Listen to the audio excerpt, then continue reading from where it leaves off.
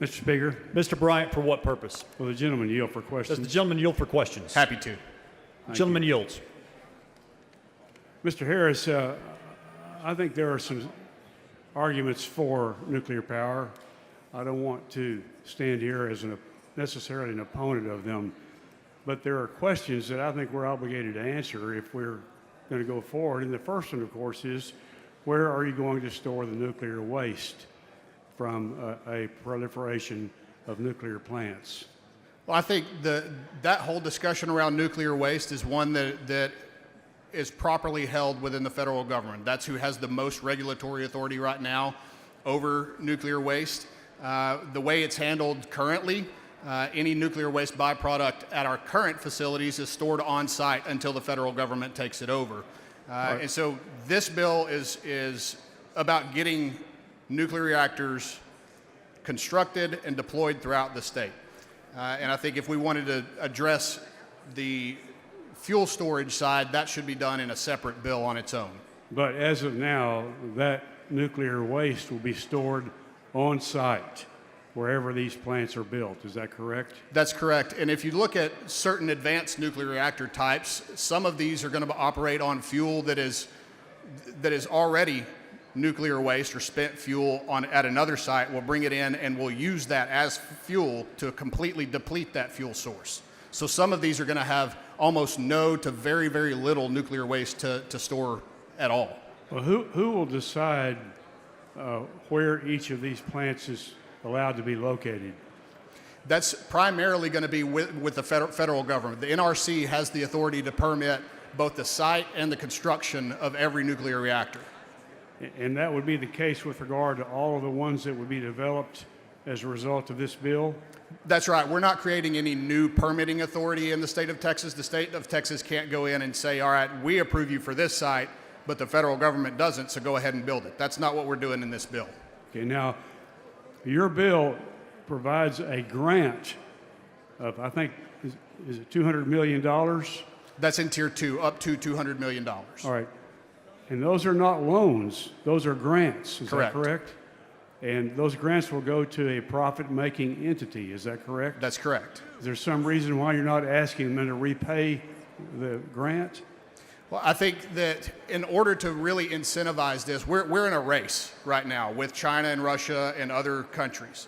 China's building right now 22 new reactors.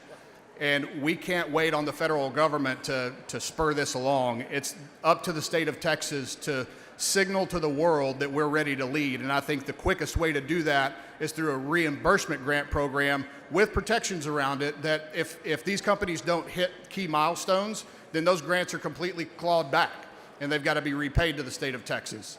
Well, I think our interest at the state level is in what happens with regard to our own power needs, which are growing rapidly. So logically, one would assume that your bill is going to add to the power available in the grid.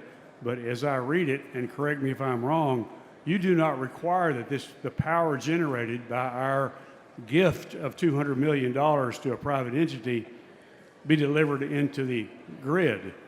They can keep it for their own use. Is that correct? For tiers 1 and 2, that's correct. For tier 3 on the completion bonus side, those do have to be attributed to the grid, electrons on the grid. Okay, can you tell me about these tiers? What does that mean? I'm sorry, could you repeat that question? Can you, Mr. Speaker, could we have order? Members, please take your conversations outside the rail so that we can hear the conversation on the floor. You said that with regard to tier 1 and 2, recipients of these grants of $200 million that don't have to be repaid would not have to deliver the electricity they produce into the grid for everybody's use. They can keep it for their own use. Is that correct? That's not a requirement, and it's also not specific to nuclear reactors for tier 1 and tier 2. We've got